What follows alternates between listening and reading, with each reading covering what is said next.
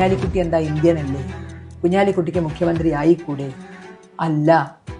കാരണം ഈ പാരമ്പര്യവും ഈ രക്തവുമാണ് അവരുടെ സിരകളിൽ ഒഴുകുന്നത് എന്നുള്ളത് കൊണ്ട് തന്നെ ഇന്ത്യൻ പാസ്പോർട്ട് ഉണ്ടായതുകൊണ്ടോ, ഇന്ത്യയിലെ ആധാർ കാർഡ് ഉണ്ടായതുകൊണ്ടോ, ഇന്ത്യയിലെ ജനന സർട്ടിഫിക്കറ്റ് ഉണ്ടായതുകൊണ്ടോ അവർക്ക് മറ്റുള്ളവരെ പോലെ മുഖ്യമന്ത്രിയാകാനുള്ള അവകാശം ഉണ്ട് എന്ന് പറഞ്ഞാൽ അതിനെ പെട്ടെന്ന് അങ്ങോട്ട് തൊണ്ട തൊടാതെ വീഴുന്ന ലേശം ബുദ്ധിമുട്ടുണ്ട്. അത് ഈ ചരിത്രം അറിയാവുന്നതുകൊണ്ടാണ്. കേരളത്തിന്റെ ഉള്ളിൽ പോലും ഈ ചൂടുകാലത്ത് ഇറങ്ങുന്ന വിഷസർപ്പങ്ങളെ പോലെ വിഷസർപ്പങ്ങൾ സാമുദായിക സൗഹൃദ അന്തരീക്ഷത്തിൽ ഒരു മുസ്ലിം മുഖ്യമന്ത്രിയാവാൻ കഴിയില്ല. ഇന്നലെ ഞാൻ കേരളത്തിലെ ഏറ്റവും വലിയ വിഷം തുപ്പുന്ന ഒരു ടീച്ചറിന് അങ്ങനെ പറയാൻ കഴിയില്ല. അധ്യാപിക എന്ന് പറഞ്ഞാൽ മാതാപിതാ ഗുരു ദൈവമെന്നാണ്. മാതാവ് പിതാവിനെ കാട്ടിത്തരും, പിതാവ് ഗുരുവിനെ കാട്ടിത്തരും, ഗുരു ദൈവത്തെ കാട്ടിത്തരുമെന്നാണ്. ഏത് ദൈവത്തെയാണ് ഈ ഗുരുക്കൾ കാണിക്കുന്നത്? അധ്യാപിക എന്ന് പോലും പറയാൻ കഴിയാത്ത ഒരാൾ കേരളത്തിന്റെ പ്രധാനപ്പെട്ട മുസ്ലിം സമുദായത്തിന്റെ രാഷ്ട്രീയ നേതാവിന്റെ പേര് പറഞ്ഞിവിടെ ആർക്കും ആവാം. അവർക്ക് ഇന്ത്യൻ പാസ്പോർട്ട് ഉണ്ടെങ്കിലും ശരി, ID കാർഡ് ഉണ്ടെങ്കിലും ശരി, അവരിവിടത്തെ പൗരനാണെങ്കിലും ശരി, അവര് മുഖ്യമന്ത്രിയാവാൻ പാടില്ല. എന്തുകൊണ്ട്? വിധേയത്വം കാണിക്കാത്തത് കൊണ്ടോ? അടിമത്തത്തിന് വേണ്ടി നാക്കി നിൽക്കാത്തത് കൊണ്ടോ? എന്തുകൊണ്ടാണ് അവർക്കാകാൻ പാടില്ലാത്തത്? ഇസ്ലാമിക സമൂഹത്തിൽ ഒരു മുസ്ലിം അധികാര പദത്തിലേക്ക് എത്തിയാൽ അവന്റെ മുമ്പിലെ ഏറ്റവും വലിയ മാതൃക അവന്റെ ദീനാണ്. ആ ദീൻ എന്ന് പറഞ്ഞാൽ അന്യനെ കൊല്ലുന്ന ദീനല്ല, പട്ടിണിക്കിടുന്ന ദീനല്ല. തന്നെ ഏൽപ്പിക്കപ്പെട്ട ഒരു അധികാരത്തിന്റെ പേരിൽ പടച്ചറപ്പിന്റെ മുമ്പിൽ ഞാൻ സമാധാനം പറയേണ്ടി വരും. ഇവിടെ ആരെയും എനിക്ക് കബളിപ്പിക്കാം, അധികാരമുഖത്തെ കബളിപ്പിക്കാം. പടച്ചവന്റെ മുമ്പിൽ ഞാൻ സമാധാനം പറയേണ്ടി വരും. ഇസ്ലാമിക നാഗരികതയുടെ ഒരു കാലത്ത് പൈതൃക നഗരമായിരുന്നു. പിൽക്കാലത്ത് പാശ്ചാത്യ അധിനിവേശത്തിൽ ചവിട്ടി അരക്കപ്പെട്ട ബഗ്ദാദ് നഗരം. ആ ബഗ്ദാദ് നഗരത്തിലെ തിരക്കേറിയ കമ്പോളത്തിൽ ഒരാൾ തന്റെ വീട് വിൽക്കാൻ വേണ്ടി വന്ന ചരിത്രം പറയുന്നു. അദ്ദേഹം തന്റെ വീടിന് ആ സമയത്ത് ലഭ്യമായിരുന്ന വിലയേക്കാൾ 4 ഇരട്ടി വില ചോദിക്കുകയും വാങ്ങാൻ വന്ന ആളുകൾ അത്ഭുതത്തോടുകൂടി തങ്ങൾ എന്തുകൊണ്ടാണ് തങ്ങളുടെ വീടിന് ഇപ്പോൾ ഉള്ള മാർക്കറ്റ് വിലയേക്കാൾ 4 ഇരട്ടി വില ചോദിക്കാൻ കാരണം? അതിന് നിർമ്മിതിയിലോ നിർമ്മാണ വൈദഗ്ധ്യത്തിലോ അപൂർവമായി എന്തെങ്കിലും ഉള്ളത് കൊണ്ടാണോ? അതല്ല തങ്ങളുടെ വീടിനുള്ള പ്രത്യേകത എന്താണ്? മറ്റു വീടുകളിൽ നിന്ന് വ്യത്യസ്തമായി താങ്കളുടെ വീടിന്റെ പ്രത്യേകത എന്താണ്? അദ്ദേഹം ഒരു ജൂതനായ മനുഷ്യനാണ്. ഇസ്ലാമിക ലോകത്തോട് അടങ്ങാത്ത വൈരാഗ്യം മനസ്സിൽ സൂക്ഷിക്കുന്ന ജൂത സമൂഹം. അദ്ദേഹം പറഞ്ഞത്, എന്റെ വീടിന് ആർക്കുമില്ലാത്തൊരു പ്രത്യേകതയുണ്ട്. ആ പ്രത്യേകത മറ്റൊന്നുമല്ല, എന്റെ വീടിന്റെ തൊട്ടടുത്ത് താമസിക്കുന്ന എന്റെ അയൽവാസി ഒരു മുസ്ലിമാണ്. ഒരു മുസ്ലിമായ യഥാർത്ഥ വിശ്വാസിയായ മുസ്ലിമായ ഒരു മനുഷ്യൻ എന്റെ അയൽപക്കത്ത് താമസിക്കുന്നത് കൊണ്ട് ആ അയൽവാസിയുടെ വ്യക്തിത്വവുമായി ബന്ധപ്പെട്ടാണ് എന്റെ വീടിന്റെ മൂല്യം ഉയർന്നത്. അതുകൊണ്ട് അങ്ങനെ ഒരു അയൽപക്കക്കാരനെ നിങ്ങൾക്ക് കിട്ടില്ല. എന്റെ വീടിന് 4 ഇരട്ടി വില തന്നാലേ ഞാനത് വിൽക്കൂ എന്ന് അദ്ദേഹം പറയുന്നു. യഥാർത്ഥത്തിൽ ഈ ഒരു കാലത്ത് നാം സഞ്ചരിക്കുമ്പോൾ, അതിനെ സംസാരിക്കുമ്പോൾ വളരെ കൗതുകകരമായ ഒരു വർത്തമാനമാണ് ഈ നാഗരികതയുടെ നഗരിയിൽ നടക്കുന്നത്. ലോകത്തിലെ ഏറ്റവും വലിയ ജനാധിപത്യ രാഷ്ട്രമാണെന്ന് അവകാശപ്പെടുന്ന ഇന്ത്യ രാജ്യത്തിൽ പോലും ബോംബെ നഗരത്തിൽ, ഡൽഹിയിൽ, എന്തിനേറെ നമ്മുടെ പലയിടങ്ങളിൽ പോലും മുസ്ലിമായതിന്റെ പേരിൽ വാടകയ്ക്ക് പോലും ഒരു വീട് കിട്ടാൻ കഴിയാത്ത വിധം ഒരു മുസ്ലിമിന് വീട് കൊടുക്കാൻ മടിക്കുന്ന ജുഗുപ്സാവകമായ ഗൂഢാലോചനകളുടെ തിരശീലകളുടെ പുറകിൽ അടുത്ത് താമസിക്കുന്ന അയൽവക്കക്കാരൻ മുസ്ലിമായതുകൊണ്ട് വീടിന് 4 ഇരട്ടി വില കിട്ടിയിരുന്ന ഒരു കാലം ഇസ്ലാമിന് കടന്നുപോയിട്ടുണ്ട് എന്നത് കൗതുകകരമായ ഒരു ചരിത്രമാണ്. എപ്പോഴാണ് ആ മുസ്ലിം അടുത്ത് താമസിക്കുമ്പോൾ അയാൾ താമസിക്കുന്ന ചുറ്റുപാടിലുള്ള വീടിന് പോലും ഇത്രമേൽ വിലമതിക്കാനുള്ള കാരണം എന്തുകൊണ്ടാണ്? അത് അയാളുടെ ദീൻ മനോഹരമാകുമ്പോഴാണ്.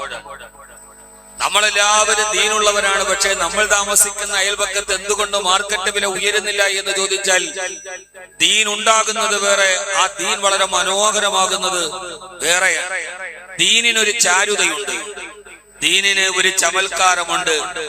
ഒരാളുടെ ദീനും അയാളുടെ വിശ്വാസവും മനോഹരമാകുന്ന ചില ഘട്ടങ്ങളുണ്ട്. ആ ഘട്ടങ്ങൾ ദീൻ മനോഹരമാകുന്നത് ആരാധനകൾ വർദ്ധിക്കുമ്പോൾ മാത്രമല്ല, അതും അതിന്റെ മനോഹാരിതയുടെ ഭാഗമാണ്. ഞാനതല്ല എന്നല്ല. ഒരാളുടെ ആരാധനകളോ ആകാര അടയാളങ്ങളോ വർദ്ധിക്കുമ്പോൾ മാത്രമല്ല ദീൻ മനോഹരമാകുന്നത്.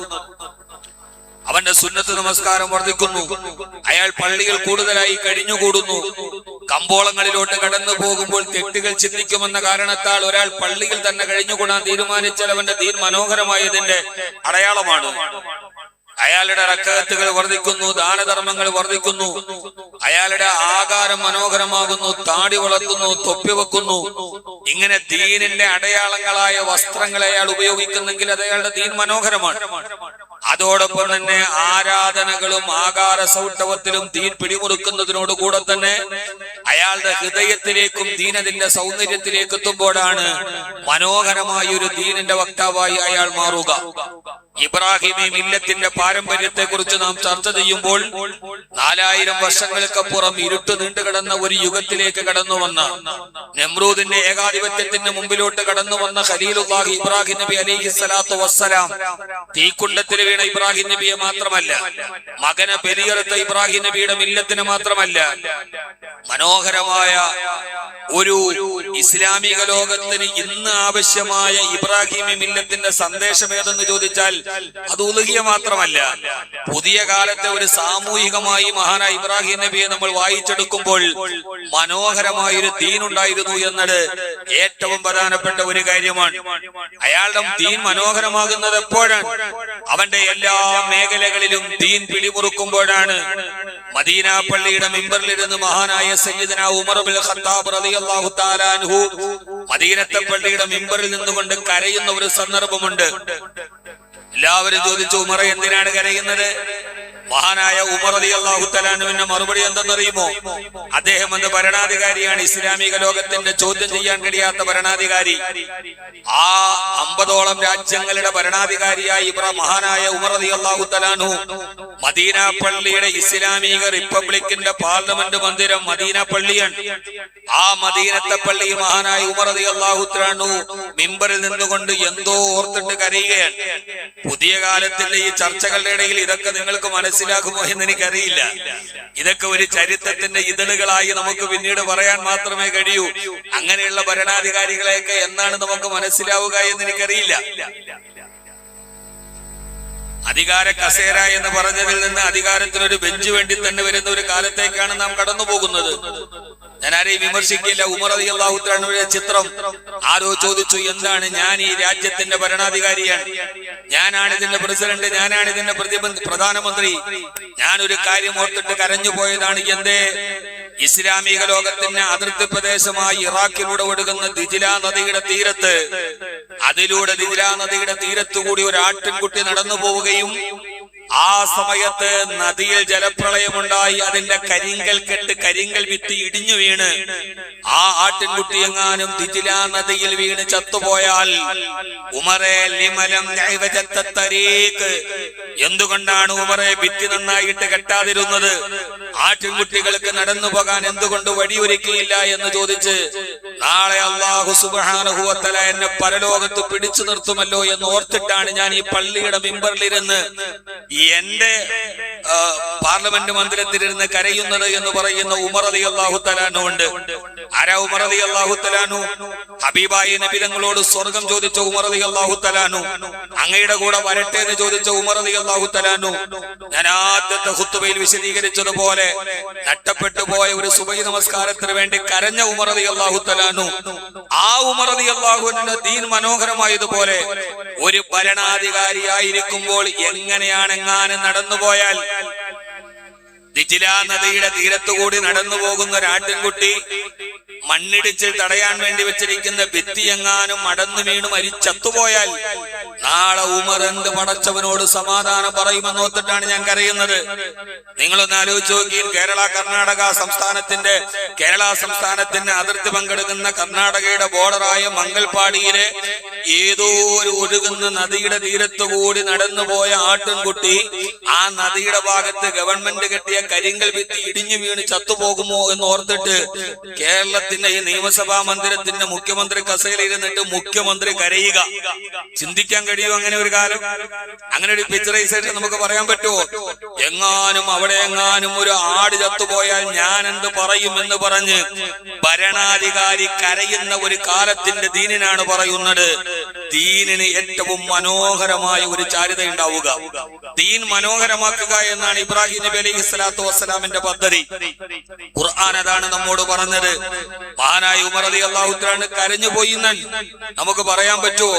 ആ കസേരയിലേക്ക് എത്താനുള്ള വഴികളെ കുറിച്ചുള്ള പരാക്രമങ്ങൾ നമ്മൾ കാണുമ്പോഴും ആരവിടെ ഇരുന്നാലും നമുക്ക് പ്രശ്നമില്ല. പക്ഷേ അങ്ങനെ കഴിയുന്ന ഒരാൾ, ദീൻ മനോഹരമാകുന്ന ഒരാൾ, ഒരു മുസ്ലിം മുഖ്യമന്ത്രിയാൽ കേരളം എന്തോ കലാപത്തിയാകുമെന്ന് പറയുന്ന കലാപകാലുഷ്യ അസുരവിത്തുകളുടെ മുമ്പിൽ ഒരു മുസ്ലിം ഭരണാധികാരിയായാൽ ആ മുസ്ലിം ഭരണാധികാരിയുടെ മാതൃക ഇതാണ്. കേരളത്തിന്റെ ഉള്ളിൽ പോലും ഈ ചൂടുകാലത്തിറങ്ങുന്ന വിഷസർപ്പങ്ങളെ പോലെ വിഷസർപ്പങ്ങൾ സാമുദായിക സൗഹൃദ അന്തരീക്ഷത്തിൽ ഒരു മുസ്ലിം മുഖ്യമന്ത്രിയാവാൻ കഴിയില്ല. ഇന്നലെ ഞാൻ കേരളത്തിലെ ഏറ്റവും വലിയ വിഷം തുപ്പുന്ന ഒരു ടീച്ചറിന് അങ്ങനെ പറയാൻ കഴിയില്ല. അധ്യാപിക എന്ന് പറഞ്ഞാൽ മാതാപിതാ ഗുരു ദൈവമെന്നാണ്. മാതാവ് പിതാവിനെ കാട്ടിത്തരും, പിതാവ് ഗുരുവിനെ കാട്ടിത്തരും, ഗുരു ദൈവത്തെ കാട്ടിത്തരുമെന്നാണ്. ഏത് ദൈവത്തെയാണ് ഈ ഗുരുക്കൾ കാണിക്കുന്നത്? അധ്യാപിക എന്ന് പോലും പറയാൻ കഴിയാത്ത ഒരാൾ കേരളത്തിന്റെ പ്രധാനപ്പെട്ട മുസ്ലിം സമുദായത്തിന്റെ രാഷ്ട്രീയ നേതാവിന്റെ പേര് പറഞ്ഞിവിടെ ആർക്കും ആവാം. അവർക്ക് ഇന്ത്യൻ പാസ്പോർട്ട് ഉണ്ടെങ്കിലും ശരി, ID കാർഡ് ഉണ്ടെങ്കിലും ശരി, അവരിവിടത്തെ പൗരനാണെങ്കിലും ശരി, അവര് മുഖ്യമന്ത്രിയാവാൻ പാടില്ല. എന്തുകൊണ്ട്? വിധേയത്വം കാണിക്കാത്തത് കൊണ്ടോ? അടിമത്തത്തിന് വേണ്ടി നാക്കി നിൽക്കാത്തത് കൊണ്ടോ? എന്തുകൊണ്ടാണ് അവർക്കാകാൻ പാടില്ലാത്തത്? ഇസ്ലാമിക സമൂഹത്തിൽ ഒരു മുസ്ലിം അധികാര പദത്തിലേക്ക് എത്തിയാൽ അവന്റെ മുമ്പിലെ ഏറ്റവും വലിയ മാതൃക അവന്റെ ദീനാണ്. ആ ദീൻ എന്ന് പറഞ്ഞാൽ അന്യനെ കൊല്ലുന്ന ദീനല്ല, പട്ടിണിക്കിടുന്ന ദീനല്ല.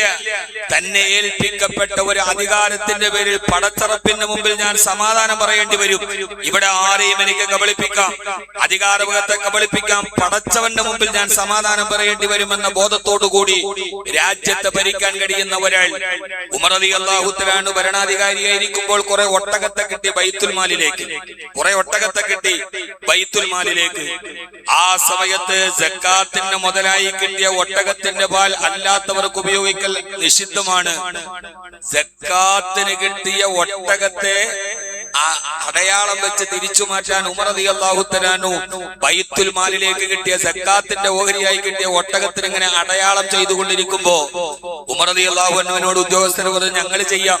വേണ്ട, സക്കാത്തിന്റെ ഓഹരിയാണ് ഇത്, അതിന്റെ അവകാശികൾക്ക് മാത്രമേ കൊടുക്കാവൂ, അത് ഉമർ നേരിട്ട് ചെയ്തു കൊള്ളാം.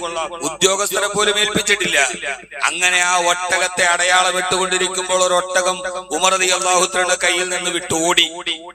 മദീനയിലെ തെരുവോരത്തിലൂടെ മരുഭൂമിയിലൂടെ സക്കാത്തിന്റെ ഒട്ടകം ഓടുന്നു. മഹാനായ ഉമർ റളിയല്ലാഹു തആല അതിന്റെ പുറകിൽ കൂടെ ഓടുന്നു ആ ഒട്ടകത്തെ പിടിക്കാൻ. നമ്മുടെയൊക്കെ മുമ്പിൽ പോത്ത് വരണ്ടോടും അതിന്റെ പുറകെ ഓടുന്നത് മാതിരി ആ പാവപ്പെട്ട 60ഓളം വയസ്സ് വരുന്ന വയോവൃദ്ധൻ ഒരു ഒട്ടകത്തിന്റെ പുറകിലൂടെ ഓടുന്നത് കണ്ടപ്പോ ആരാണ് ഓടി തളർന്നു പോയി? ഉമർ റളിയല്ലാഹു തആല മണൽപ്പരപ്പിലൂടെ. കിസ്റയും കൈസറും അദ്ദേഹത്തിന്റെ പേര് കേട്ടാൽ ഞെട്ടും. ആ മനുഷ്യൻ സ്വർഗത്തിലേക്കുള്ള കവാടത്തിൽ അദ്ദേഹത്തിന്റെ പേരെഴുതി വെച്ചിട്ടുണ്ട്. അല്ലാഹുവിന്റെ റസൂൽ 10 പേര് സ്വർഗത്തിലാന്ന് പറഞ്ഞ കൂട്ടത്തിൽ അദ്ദേഹമുണ്ട്. എന്നിട്ടും ഒട്ടകത്തിന്റെ പുറകെ ഓടുകയാണ്. ഈ കാഴ്ച കാണുന്നുണ്ട് മഹാനായ അലി റളിയല്ലാഹു തആല തന്റെ വീട്ടിലിരുന്ന്. മഹാനവറുകൾ ചോദിച്ചു, യാ അമീറൽ മുഅ്മിനീൻ, എന്റെ പ്രിയപ്പെട്ട വിശ്വാസികളുടെ നേതാവേ, വാർദ്ധക്യ നേരത്ത് ആ ഒട്ടകത്തിന്റെ പുറകോടി നിങ്ങളുടെ കാലുകൾ തളർന്നുവല്ലോ. ആ ഒട്ടകത്തെ ഞാൻ പോയി പിടിച്ചു കൊണ്ടുതരാം, ഞാൻ യുവാവാണ്, നിങ്ങൾ വൃദ്ധനാണ് എന്ന് മഹാനായ അലി റളിയല്ലാഹു തആല പറയുമ്പോ ആ ഓട്ടത്തിന്റെ ഇടയിൽ ഉമർ റളിയല്ലാഹു തആല മറുപടി, അലിയെ നന്ദി, നിന്റെ സഹായത്തിന് നന്ദി. ഞാൻ ഇതിലെ പുറകെ ഓടുമ്പോൾ എന്റെ ഒട്ടകത്തിന്റെ തളർച്ച കണ്ട് എന്റെ കിടപ്പും എന്റെ ദുരവസ്ഥയും കണ്ട് നിനക്ക് എന്നോട് സഹതാപം തോന്നിയല്ലോ. പക്ഷേ ഞാൻ ഒരു കാര്യം ചോദിക്കട്ടെ, അന്തലന് തക്ഫീനി യൗമൽ ഖിയാമ, നാളെ പരലോകത്ത് പടച്ചറപ്പിന് മുമ്പിൽ ഉമർ ഓടി തളർന്ന് കിതച്ചു നിൽക്കുമ്പോ ഇതുപോലൊരു സഹതാപം തോന്നിയിട്ട് ഞാൻ നിങ്ങളെ സഹായിക്കാമെന്ന് പറഞ്ഞ അലിയെ, നീ വരുമോ നാളെ പരലോക നാളിൽ, പുനരുത്ഥാന നാളിൽ, യൗമുൽ ഖിയാമയിൽ? വലാ തസിറു വാസിറത്തും വിദ്റ ഉഖ്റാ വഅൻ ലൈസ ലിൽ ഇൻസാനി ഇല്ലാ മാ സആ. ആർക്കും അവരവര് ചെയ്തതല്ലാതെ കർമ്മപരമായി രേഖപ്പെടുത്താത്ത നാളിൽ നാളെ പരലോകത്ത് ഇതുപോലൊരു സഹായം നിന്നിൽ നിന്ന് പ്രതീക്ഷിക്കാമോ? ഇല്ല ഉമറേ, അലിയെ, നീ നിന്റെ ജോലി നോക്കിക്കോളൂ, പടച്ചവൻ എന്നെ ഏൽപ്പിച്ച ജോലി ഞാൻ നോക്കിക്കോളാമെന്ന് അമീറുൽ മുഅ്മിനീൻ സയ്യിദുനാ ഉമർ ഇബ്നുൽ ഖത്താബ് റളിയല്ലാഹു അൻഹു. ഈ ദീനിനെയാണ് മനോഹരമായ ദീൻ എന്ന് പറയുന്നത്. അധികാരത്തിലിരിക്കുമ്പോഴും എവിടെ എത്തിയാലും അവിടെയും ഞാൻ ദീനുള്ള ആളാണ്. ഞാൻ ഗവൺമെന്റ് ഉദ്യോഗസ്ഥനാണ്, പക്ഷെ അവിടെയും എന്റെ ദീൻ എനിക്ക് മുഖ്യമാണ്. ആ ദീൻ ഏതാണ്? വിഭാഗീയതയുടേതല്ല, വർഗീയതയുടേതല്ല.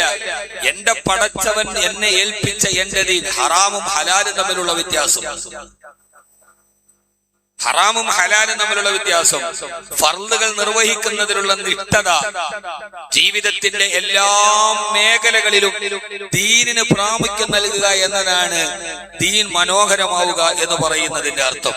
അല്ലാഹു സുബ്ഹാനഹു വ തആല മഹാനായ ഇബ്രാഹിം നബി അലൈഹിസ്സലാത്തു വസ്സലാമിനെ പരിചയപ്പെടുത്തുമ്പോ ഞാൻ കഴിഞ്ഞ ആഴ്ച പറഞ്ഞത് ഹാദർ റളിയല്ലാഹു അൻഹു. ഇന്ന് ഇബ്രാഹിമി പാരമ്പര്യത്തെയാണ്. അള്ളാഹു തൗഫീഖ് ചെയ്താൽ അടുത്ത വെള്ളിയാഴ്ച നമുക്ക് ഇസ്മായിൽ നബിയുടെ സമ്മാനത്തെ കുറിച്ച് സംസാരിക്കാം. കാലോചിതമായി, സാമൂഹികമായി നമ്മൾ ഈ ബലിപ്പെരുമാൾ വരുമ്പോ ഉതുകയും മറ്റുമൊക്കെ പറയുന്നതിനപ്പുറം ഇതിനൊരു സാമൂഹിക വശമുണ്ട്. നമ്മുടെ ജീവിതത്തിൽ ഇബ്രാഹിം നബി അലൈഹി സ്വലാത്തു വസ്സലാം എന്താണ് നമ്മളോട് പറയുന്നത് എന്ന് ചോദിച്ചാൽ പെരുന്നാളിൽ നിന്ന് അറുക്കുന്നത് മാത്രമാണ് ആണോ? ഇബ്രാഹിം നബി നമ്മളോട് പറയുന്നതിന് അർത്ഥം ബലിപ്പെരുന്നാളിന് അറുത്തു കഴിഞ്ഞാൽ, ഹജ്ജ് തീർന്നു കഴിഞ്ഞാൽ അതോടെ അവസാനിച്ചു എന്നല്ല. ഖുർആൻ ഇവിടെ മനോഹരമായി ഖുർആനിനെ പഠിക്കാൻ നമ്മളൊരു സമയമെടുക്കണം. അതാണ് സാമൂഹികമായി ഇബ്രാഹിമി സന്ദേശം. അതാണ് ഹജ്ജിന് പോയാൽ ഹജറുൽ അസ്വദിന്റെയും റുക്നുൽ യമാനിയുടെയും ഇടയിൽ മനോഹരമായി ആ കറുത്ത തുണി, കഅബാലയത്തെ മൂടിക്കിടക്കുന്ന കറുത്ത തുണിയിൽ സ്വർണ്ണലിപികളാൽ എഴുതപ്പെട്ട ഒരു മനോഹരമായ ആയത്തുണ്ട്. ഹജറുൽ അസ്വദിന്റെയും റുക്നുൽ യമാനിയുടെയും ഇടയിൽ. ഏതാണ് ആയത്ത്? എത്രയോ പ്രാവശ്യം നമ്മൾ ഹജ്ജ് ചെയ്തിട്ടുണ്ട്, ഉംറ ചെയ്തിട്ടുണ്ട്, തവാഫ് ചെയ്തിട്ടുണ്ട്. ആ കഅബയുടെ തുണിയിൽ റുക്നുൽ യമാനിയുടെയും ഹജറുൽ അസ്വദിന്റെയും ഇടയിൽ ഒരു ആയത്ത് എഴുതിയിട്ടുണ്ട് സ്വർണ്ണ നൂലുകളിൽ. എന്താണ് ആയത്ത്? ബിസ്മില്ലാഹിർ റഹ്മാനിർ റഹീം. ഖുൽ സദഖല്ലാഹ് ഫത്തബിഉ മില്ലത ഇബ്രാഹീമ ഹനീഫാ. കുല്ലോ നബി അങ്ങ് പറഞ്ഞു കൊടുക്ക്, സദഖല്ലാഹ്, അല്ലാഹു പറഞ്ഞതെത്ര വാസ്തവമാണ്. ഫത്തബിഉ മില്ലത ഇബ്രാഹീമ ഹനീഫാ. ഋജുമാനസനായ ഇബ്രാഹിം നബിയുടെ പാരമ്പര്യത്തെ നിങ്ങൾ പിന്തുടരണേ. ഇഹ്റാമിന്റെ വസ്ത്രവും ധരിച്ച് നടക്കുമ്പോഴും ആയത്തിലാണ് ഇബ്രാഹിം ഹനീഫ. എന്താ ഇബ്രാഹിം നബിയുടെ പാരമ്പര്യം? എന്താണ് ആ പാരമ്പര്യം? മൃഗബലിയിൽ മാത്രമല്ല. അതറിയണമെങ്കിൽ ആ പാരമ്പര്യത്തെ ഖുർആൻ മറുഭാഗത്ത് പറയുന്നുണ്ട്. ബിസ്മില്ലാഹിർ റഹ്മാനിർ റഹീം. വമൻ അഹ്സനു ദീനം മിമ്മൻ അസ്ലമ വജ്ഹഹു ലില്ലാഹി വഹുവ മുഹ്സിൻ വത്തബഅ മില്ലത ഇബ്രാഹീമ ഹനീഫാ വത്തഖദ അല്ലാഹു ഇബ്രാഹീമ ഖലീലാ. ശ്രദ്ധിച്ചു കേൾക്കുക, മനോഹരമായി കേൾക്കുക. ഈ അല്പസമയത്തെ കേൾവിയും മനോഹരമായി കേൾക്കുകയും. വമൻ അഹ്സനു ദീനൻ, ആരുടെ ദീനാണ് മനോഹരമായത്? എത്ര ചേതോഹരമായിട്ടാണ് പടച്ചവന്റെ ചോദ്യം. വമൻ അഹ്സനു ദീന, ആരുടെ ദീനാണ് മനോഹരമായ ദീനായത്? ആരുടെ ദീനാണ് മനോഹരമാകുന്നത്? മിമ്മൻ അസ്ലമ വജ്ഹഹു ലില്ലാഹ്, അവന്റെ മുഖം അല്ലാഹുവിലേക്ക് മാത്രം അവൻ തിരിക്കുന്നവനാണ്. സർവലോക സിട്ടാവായ, സർവലോക പരിപാലകനായ, സർവാധിനാഥനായ അല്ലാഹുവിലേക്ക് അവൻ അവന്റെ മുഖത്തെ തിരിക്കുന്നുണ്ട്. മിമ്മൻ വമൻ അഹ്സനു ദീന. ആരുടെ ദീനാണ് മനോഹരമായത്? നമ്മുടെ ദീൻ മനോഹരമാണ്. ഇബ്രാഹിം നബി ലോകത്ത് സമർപ്പിച്ച ദീൻ മനോഹരമാണ്. മിമ്മൻ അസ്ലമ വജ്ഹഹു ലില്ലാഹി വഹുവ മുഹ്സിൻ. അല്ലാഹുവിലേക്ക് അവന്റെ മുഖത്തെ അവൻ തിരിച്ചു വെച്ചു എന്ന് പറഞ്ഞാൽ അവന്റെ ജീവിതത്തിന്റെ മുഴുവൻ മേഖലകളിലും അവന്റെ ദീൻ അല്ലാഹുവിന്റെ തൃപ്തിയാണ്. മഹാനായ യൂനുസ് ബിൻ ഉബൈദ റളിയല്ലാഹു തആല അൻഹു പ്രമുഖനായ വസ്ത്രവ്യാപാരിയാണ്. അദ്ദേഹത്തിന്റെ കടയിൽ രണ്ട് രീതിയിലുള്ള വസ്ത്രമുണ്ട്. ഒന്ന് ഫസ്റ്റ് ക്വാളിറ്റി, മറ്റൊന്ന് സെക്കൻഡ് ക്വാളിറ്റി. ഫസ്റ്റ് ക്വാളിറ്റിയുടെ വില 100 ദിർഹമാണ്. ഫസ്റ്റ് ക്വാളിറ്റിയുടെ വില 200 ദിർഹമാണ്. സെക്കൻഡ് ക്വാളിറ്റിയുടെ വില 100 ദിർഹമാണ്. കണ്ടാൽ രണ്ടും ഒരുപോലെയാണ്. ചൈന ഏതാണ്, കുന്നംകുളത്ത് നിന്നുണ്ടാക്കുന്ന ഏതാണ്, രണ്ടും തിരിച്ചറിയാൻ കഴിയില്ല. കാഴ്ചയിൽ സമാന പ്രകൃതമാണ്. യൂനുസ് ബിൻ ഉബൈദ റളിയല്ലാഹു തആല, നിങ്ങൾ എല്ലാവരും ധാരാളം കച്ചവടക്കാരാണല്ലോ. കച്ചവടത്തിന് ദീൻ ഉണ്ടാവണം. അപ്പോഴാണ് ദീൻ മനോഹരമാകുന്നത്. ആ സമയത്ത് ളുഹർ നമസ്കരിക്കാൻ വേണ്ടി പോകുമ്പോൾ യൂനുസ് ബിൻ ഉബൈദ റളിയല്ലാഹു തആല അൻഹു തന്റെ അനുജനെ, തന്റെ സഹോദരനെ കടയിൽ ഏൽപ്പിച്ചിട്ട് നമസ്കരിക്കാൻ വേണ്ടി പോയി. ആ സമയത്ത് വിദേശിയായ ഒരാൾ കടയിൽ വന്നു. അയാൾ ചോദിച്ചൊരു സാധനം ഇഷ്ടപ്പെട്ടു. ഇതിനെന്താണ് വില? അത് സെക്കൻഡ് ക്വാളിറ്റിയാണ്. അത് അദ്ദേഹത്തിന് ഇഷ്ടപ്പെട്ടു, എടുത്തുകൊണ്ട് പോവാതിരിക്കില്ല എന്നുറപ്പായപ്പോൾ അദ്ദേഹം പറഞ്ഞു, സഹോദരൻ പറഞ്ഞു, 200 ദിർഹമാണ് വില. സെക്കൻഡ് ക്വാളിറ്റിയുടെ വസ്ത്രത്തിന് ഫസ്റ്റ് ക്വാളിറ്റിയുടെ വില കൊടുത്ത് 200 ദിർഹം കൊടുത്ത കച്ചവടം അദ്ദേഹം വാങ്ങിച്ചു.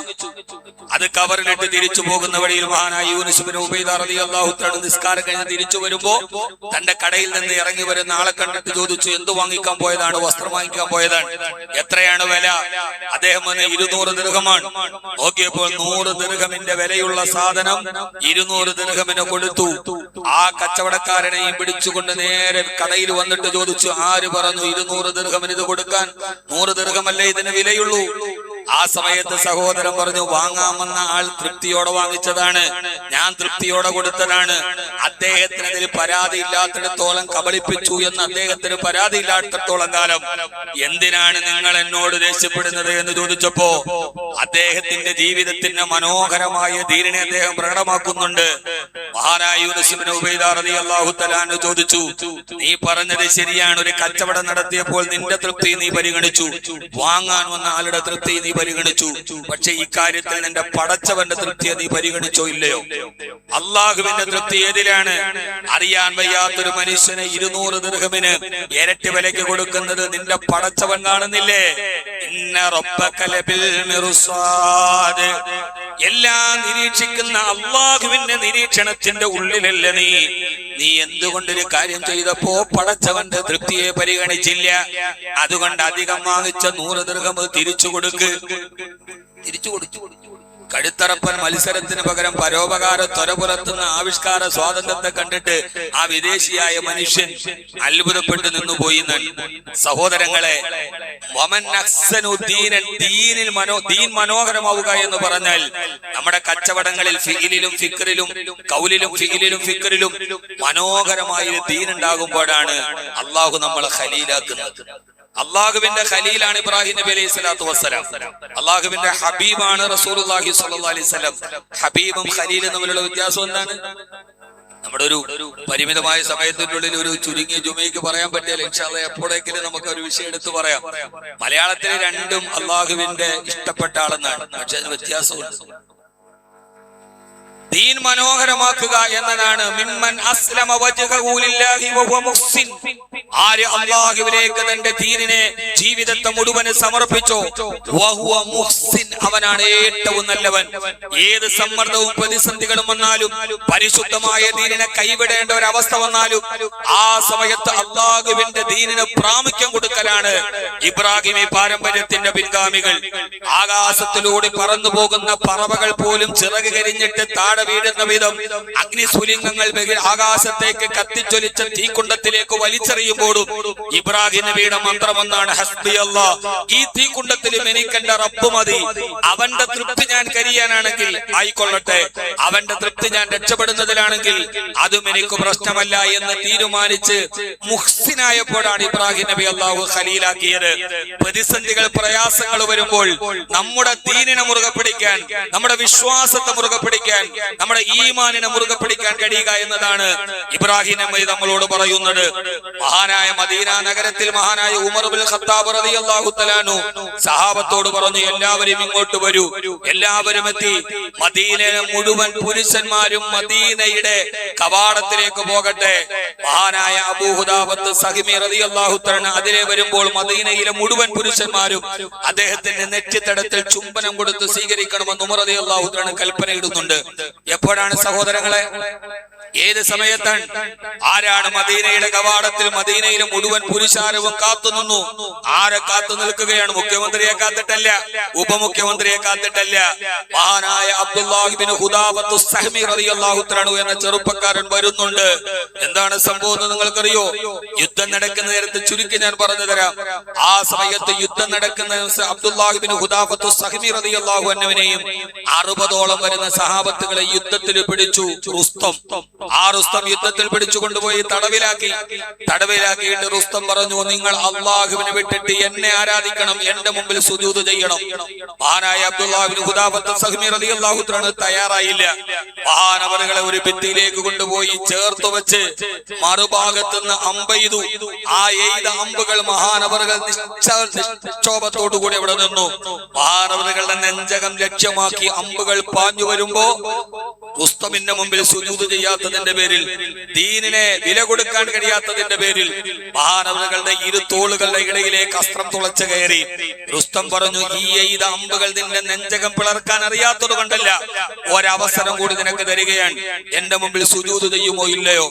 മഹാനായ അബ്ദുല്ലാഹി ഇബ്നു ഹുദാഫത്ത് സഹ്മി റളിയല്ലാഹു തആല പറഞ്ഞു, ഇല്ല, ഞാൻ നിങ്ങളുടെ മുമ്പിൽ സുജൂദ് ചെയ്യുകയില്ല. അവസാനം മഹാനവറുകളെ കൊണ്ടുപോയി തടങ്കലിൽ പാർപ്പിച്ചു. എന്റെ പ്രിയപ്പെട്ട യുവാക്കളോട്, എന്റെ പ്രിയപ്പെട്ട യുവതലമുറയോട്, എന്റെ പ്രിയപ്പെട്ട ക്ഷുഭിത യൗവനത്തിനോട്, 17 ദിവസമാണ് തടവറയിൽ പട്ടിണി കിടന്നത്. വെള്ളമില്ല, കുടിക്കാൻ വെള്ളമില്ല, കഴിക്കാൻ ഭക്ഷണമില്ല. 14 ദിവസം പട്ടിണി കിടന്ന അവസാനം ശരീരം എല്ലും തോലുമായി മരണത്തോട് വെപ്രാളമടിക്കുമ്പോൾ വന്നു ചോദിച്ചു, എന്റെ മുമ്പിൽ സുജൂദ് ചെയ്യാൻ തയ്യാറാണോ? ഇല്ല, ഞാൻ സുജൂദ് ചെയ്യാൻ തയ്യാറല്ല. അവസാനം മഹാനായ 15 ദിവസം പട്ടിണി കിടന്ന് വയറൊട്ടി ജീവിതം വിട പറയുന്ന നേരത്ത് മഹാനവറുകളുടെ മുമ്പിലേക്ക് കാരാഗ്രഹത്തിന്റെ വാതില് തുറന്നു. മുമ്പിൽ 2 പാത്രം കൊണ്ടുപോയി വെച്ചു. ഒന്നിൽ പന്നി മാംസം, മറ്റൊന്നിൽ മദ്യം. രണ്ടും കൊടുത്തിട്ട് പറഞ്ഞു, അബ്ദുല്ലാഹി ഇബ്നു ഹുദാഫ, നിനക്ക് വേണമെങ്കിൽ ഇത് കഴിച്ചിട്ട് ജീവൻ നിലനിർത്താം. മഹാനായ അബ്ദുല്ലാഹി ഇബ്നു ഹുദാഫത്ത് സഹ്മി റളിയല്ലാഹു അൻഹു ജീവൻ നഷ്ടപ്പെടുന്ന സമയത്ത് മുമ്പിൽ വരുന്നത് ഇസ്ലാം നിഷിദ്ധമാക്കിയ 2 കാര്യങ്ങളാണ്. ഒന്ന് പന്നി മാംസം, മറ്റൊന്ന് മദ്യം. ആ സമയത്ത് എന്താണ് ഒരു മുസ്ലിമിന്റെ നിലപാട്? എന്താണ് ദീനിന്റെ നിലപാട്? എന്താണ്? ആ സമയത്ത് അത് കഴിക്കാമെന്നാണ്. ജീവൻ നിലനിർത്താൻ പറ്റുന്ന ഒരു സമയത്തിൽ വേറൊന്നും കിട്ടിയില്ലെങ്കിൽ പന്നിമാംസമാണെങ്കിലും മദ്യമാണെങ്കിലും ജീവൻ നിലനിർത്താൻ അളവിൽ കഴിക്കാമെന്നാണ്.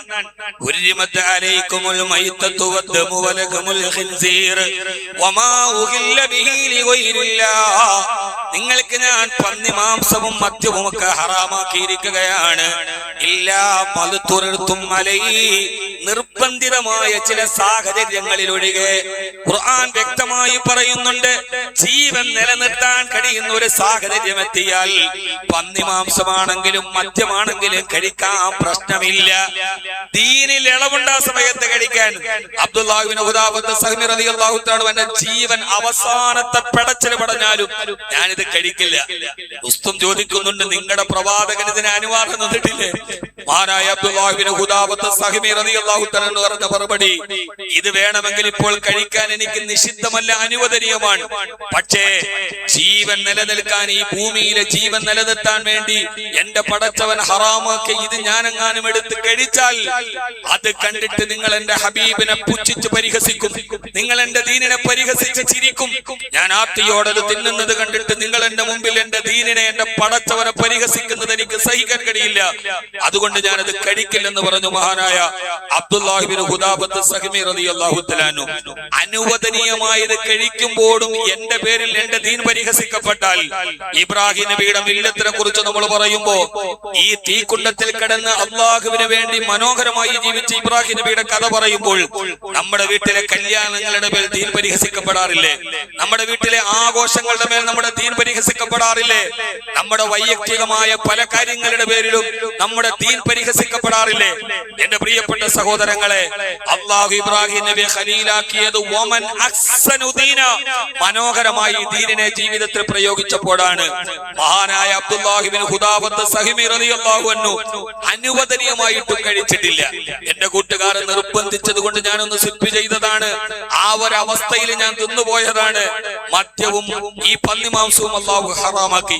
സഹോദരങ്ങളെ, എന്തിനാണ് ഹറാമാക്കിയത്? തിരുവനന്തപുരത്ത് ഒരു 5 സ്റ്റാർ ഹോട്ടലിൽ പോയാൽ, അല്ലെങ്കിൽ വിവാന്ത താജിലെ ഒരു ഡിന്നറിന് പോയാൽ, നിങ്ങൾക്ക് അവിടെ അള്ളാഹു എല്ലാം ഹലാലാക്കി. ഒന്ന് മാത്രമല്ലേ ഹറാമാക്കിയുള്ളൂ? എവിടെ പോയാലും, യൂറോപ്പിൽ പോയാലും, നൈനിറ്റാളിൽ പോയാലും, സ്വിറ്റ്സർലൻഡിൽ പോയാലും, അവിടുത്തെ ഹോട്ടലുകളിൽ നിറഞ്ഞു നിൽക്കുന്ന വിഭവങ്ങൾ, ഏതൊക്കെ കളറിലുള്ള വിഭവങ്ങൾ, ഏതൊക്കെ മാംസങ്ങൾ, ഏതൊക്കെ മത്സ്യങ്ങൾ, ഇതെല്ലാം നിങ്ങൾക്ക് ഞാൻ ഹലാലാണ്. പക്ഷേ പന്നിമാംസം കഴിക്കരുത്, മദ്യം കഴിക്കരുത്. ഈ 2 എണ്ണം മാത്രം നമുക്ക് നിഷിദ്ധമാക്കിയിട്ട് ബാക്കിയെല്ലാം അള്ളാഹു നമുക്ക് ഹലാലാക്കിയല്ലേ തന്നത്? എല്ലാം ഹലാലാക്കിയല്ലേ? യാ അയ്യുഹൽ മാ അൻസലല്ലാഹു ലക്കും മിൻ റിസ്ഖ് ഫജഅൽതും മിൻഹു ഹറാമൻ വഹലാലാ. നിങ്ങൾക്ക് ഹറാമും ഹലാലും ഞാൻ നിശ്ചയിച്ചു തന്നിട്ടുണ്ട്. എന്നിട്ടും എന്തുകൊണ്ട് നിങ്ങൾ അതിലേക്ക് പോയി? തൊട്ടില്ല മഹാനായ അബ്ദുല്ലാഹി ഇബ്നു ഹുദാഫ. ഇബ്രാഹിം നബി അള്ളാഹു ഖലീലാക്കി തെരഞ്ഞെടുത്തത് ആ ഇബ്രാഹിമിന്റെ മേൽ ദീൻ പരിഹസിക്കപ്പെടാതിരിക്കുമ്പോഴാണ്, ഈമാൻ പരിഹസിക്കപ്പെടാതിരിക്കുമ്പോഴാണ്. നമ്മുടെ കല്യാണ ആർഭാടങ്ങൾ, വിവാഹ ചന്തയിൽ മാത്സര്യ ബുദ്ധിയോടെ കോടികൾ എറിഞ്ഞ് പകട കളിക്കുമ്പോൾ ദീൻ എത്ര മേൽ ആക്ഷേപിക്കപ്പെടുന്നു. നമ്മുടെ സ്ത്രീകളുടെ മേൽ ദീൻ ആക്ഷേപിക്കപ്പെടുന്നു. അവസാനം മഹാനവറുകളെ എന്ത് ചെയ്തെന്നറിയുമോ? ഞാൻ അവസാനിപ്പിക്കുകയാണ്. തിളച്ചുമറിയുന്ന എണ്ണയിലേക്ക് മഹാനായ 60ഓളം വരുന്ന തന്റെ പ്രിയപ്പെട്ട കൂടെ അള്ളാന്റെ ദീനിനു വേണ്ടി പൊരുതി നിന്നവരെ കൊണ്ടുവന്നു. തിളച്ചുമറിയുന്ന എണ്ണയിലേക്ക് ഒരു സഹാബി എടുത്തെറിഞ്ഞു. 59 ആളെ വെളിയിലുള്ളൂ. മഹാനായ അബ്ദുല്ലാഹി ഇബ്നു ഹുദാഫത്ത് സഹ്മി റളിയല്ലാഹു തആല നോക്കുമ്പോൾ തന്റെ കൂടെ ദീനിനു വേണ്ടി പുറപ്പെട്ട അവർ തിളച്ചുമറിയുന്ന എണ്ണയിൽ അവളുടെ ശരീരം ഇങ്ങനെ വീർത്തു വരുമ്പോൾ, അവിടെ കരിഞ്ഞ മാംസത്തിന്റെ ഗന്ധം വരുമ്പോ അബ്ദുല്ലാഹി ഇബ്നു ഹുദാഫത്ത് സഹ്മി റളിയല്ലാഹു തആലയുടെ കണ്ണ് നിറഞ്ഞു വാവിട്ട് കരഞ്ഞു. റുസ്തം ചോദിച്ചു, അടുത്തത് നീയാകുമെന്ന് കരുതിയിട്ടാണോ നിന്റെ കരച്ചിൽ? മഹാനായ അബ്ദുല്ലാഹി ഇബ്നു ഹുദാഫത്ത് സഹ്മി റളിയല്ലാഹു തആലയുടെ മറുപടി, അല്ല, അടുത്ത ഊടം എന്റേതാണെന്നറിയാം. എനിക്ക് നിരാശ ബാധിച്ചിട്ടാണ് അള്ളാഹുവിന്റെ മുമ്പിലല്ലാതെ തലകുനിക്കില്ല എന്ന് പറഞ്ഞതിന്റെ പേരിൽ ഞാൻ ഈ തിളച്ച എണ്ണയിൽ എന്നെ വലിച്ചെറിഞ്ഞാൽ ഒരൊറ്റ പ്രാവശ്യമല്ലേ എനിക്ക് ഷഹീദാവാൻ കഴിയൂ. പടച്ചവൻ എനിക്ക് 100 ജന്മം തന്നെങ്കിൽ ആ 100 ജന്മവും അള്ളാഹുവിന്റെ ദീനിനു വേണ്ടി ഇവിടെ ഷഹീദാവാൻ കഴിയുമായിരുന്നല്ലോ എന്നോർത്തിട്ട് ആ നിരാശയിൽ ഞാൻ കരയുന്നതാന്ന് പറഞ്ഞപ്പോൾ, പ്രകോപനങ്ങൾക്കും പ്രലോഭനങ്ങൾക്കും ഈ വിശ്വാസിയുടെ ദീനിന്റെ മനോഹാരിതയെ വികൃതമാക്കാൻ കഴിയില്ലെന്ന് ഉറപ്പായപ്പോൾ ദുസ്തം പറഞ്ഞു, എന്നാൽ ഒരു കാര്യം ചെയ്യ്, ബാക്കിയുള്ള 59 പേരെ ഞാൻ വിട്ടയക്കാം, പക്ഷെ എന്റെ നെറ്റിയിൽ ഒരു ചുംബനം നൽകണം, എന്റെ മുമ്പിൽ സുജൂദ് ചെയ്യണ്ട. അവസാനം ഡൊണാൾഡ് ട്രംപ് പറയുന്നത് പോലെ ഞാൻ പറയുന്നത് അംഗീകരിക്കണം, എങ്ങനെയെങ്കിലും തല ഊരാൻ വേണ്ടി പെട്ട അകക്കണിയിൽ നിന്ന്. ഏകാധിപതികൾ എല്ലാ കാലത്തും അവരുടെ ശൈലി എങ്ങനെയാണ്, ഇതൊന്ന് അംഗീകരിച്ചാൽ മതി, പിൻവാങ്ങാം. 59 തന്റെ പ്രിയപ്പെട്ട സഹോദരങ്ങളുടെ ജീവൻ രക്ഷിക്കാൻ വൈമനസ്യത്തോടെ അബ്ദുല്ലാഹി ഇബ്നു ഹുദാഫത്ത് സഹ്മി റളിയല്ലാഹു തആല പേർഷ്യൻ രാജ്യത്തിന്റെ ഏകാധിപതിയുടെ നെറ്റിത്തടത്തിൽ ഒരു ചുംബനം കൊടുത്തു. 59 സഹാബത്തുമായി നിരുപാധിക ഇറങ്ങി വരുമ്പോഴാണ് മസ്ജിദുൻ നബവിയിൽ ഉമർ റളിയല്ലാഹു തആല പറയുന്നുണ്ട്, മദീനയിലെ മുഴുവൻ പുരുഷന്മാരും മദീനയിലെ കവാടത്തിലെത്തട്ടെ. അല്ലാഹുവിന്റെ ദീനിനു വേണ്ടി ജീവിതം സമർപ്പിച്ച അബ്ദുല്ലാഹി ഇബ്നു ഹുദാഫയുടെ നെറ്റിത്തടത്തിൽ എല്ലാവരും ചുംബനം കൊടുത്തോളൂ. അതിനു പകരമായി എന്റെ പ്രിയപ്പെട്ട സഹോദരങ്ങളെ, ഇതാണ് മനോഹരമായ ദീൻ. ആ ദീനിനെ മനോഹരമായി നിൽക്കുമ്പോൾ ആരുടെ ദീനാണോ മനോഹരമാകുന്നത്,